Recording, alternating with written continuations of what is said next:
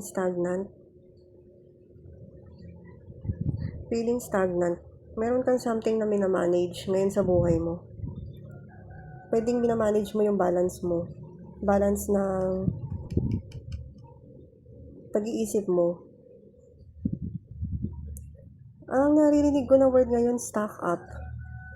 So dahil siguro sa panahon, kaya wala kang magawa. Stuck ka ngayon.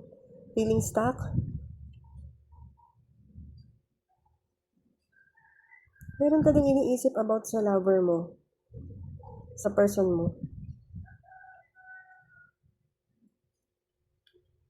Pwedeng namang problema ka rin sa finances mo, kung ano man. Meron ka mga gustong gawin dito.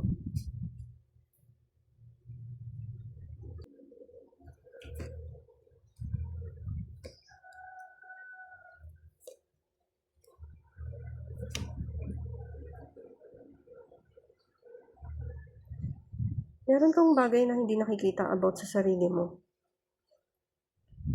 Malapit na rin matapos yung nararamdaman mo. Napapagod ka na kakaisip. Napapagod ka na kakaisip.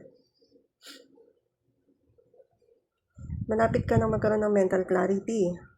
So yung clarity na yon magbibigay sa'yo ng drive para bumalik yung sigla mo sa pagtatrabaho. Para ituloy yung mga projects mo. Nagpapalakas ka pa.